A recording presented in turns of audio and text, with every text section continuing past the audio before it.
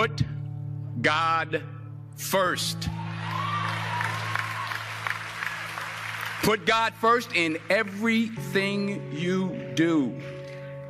Everything that you think you see in me, everything that I've accomplished, everything that you think I have, and I have a few things, everything that I have is by the grace of God. Understand that. It's a gift. I was sitting in my mother's beauty parlor, and I'm looking in the mirror, and I see behind me this woman under the dryer.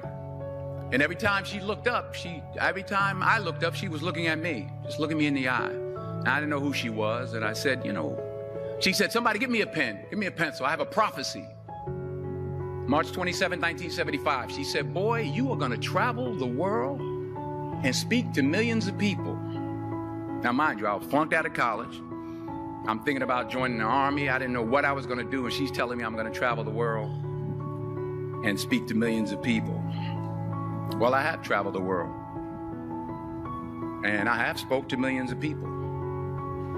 But that's not the most important thing, the success that I had. The most important thing is that what she taught me and what she told me that day has stayed with me since. I've been protected. I've been directed. I've been corrected. I've kept God in my life, and it's kept me humble. I didn't always stick with him, but he always stuck with me. So stick with him in everything you do. If you think you want to do what you think I've done, then do what I've done and stick with God. Number 2, fail big. That's right. Fail big. Today's the beginning of the rest of your life, and it can be very frightening. It's a new world out there. It's a mean world out there, and you only live once. So do what you feel passionate about. Take chances. But don't be afraid to go outside the box. Don't be afraid to think outside the box. Don't be afraid to fail big, to dream big. But remember, dreams without goals are just dreams, and they ultimately fuel disappointment. So have dreams, but have goals. And understand that to achieve these goals, you must apply discipline and consistency. In order to achieve your goals, you must apply discipline, which you have already done, and consistency every day, not just on Tuesday and miss a few days.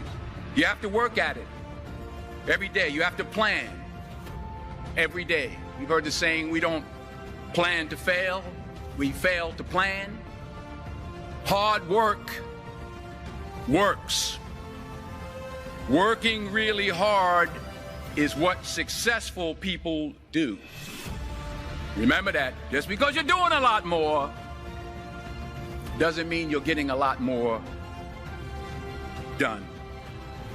Don't confuse movement with progress.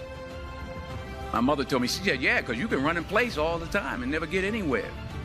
So continue to strive, continue to have goals, continue to progress. You'll never see a U-Haul behind a hearse. I'll say it again. You'll never see a U-Haul behind a hearse. I don't care how much money you make, you can't take it with you. And it's not how much you have. It's what you do with what you have. We all have different talents. Some of you will be doctors, some lawyers, some scientists, some educators, some nurses. The most selfish thing you can do in this world is help someone else. Why is it selfish? Because the gratification, the goodness that comes to you, the good feeling that I get from helping others, nothing's better than that. Nothing's better than that. Not jewelry, not big house I have, not the cars, but it's the joy. That's where the joy is, in helping others. That's where the success is, in helping others. Finally, I pray that you put your slippers way under the bed tonight, so that when you wake up in the morning, You have to get on your knees to reach them.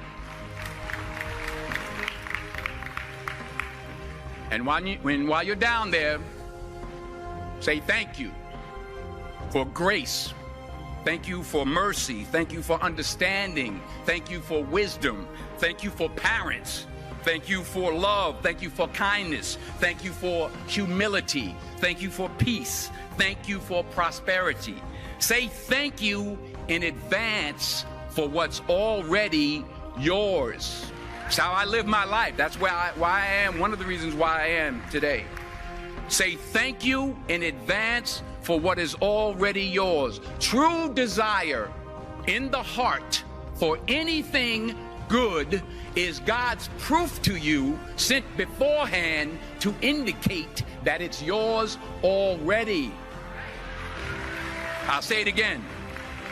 True desire in the heart, that itch that you have, whatever it is you want to do, that thing that you want to do to help others and to grow and to make money, that desire, that itch, that's God's proof to you, sent beforehand already to indicate that it's yours.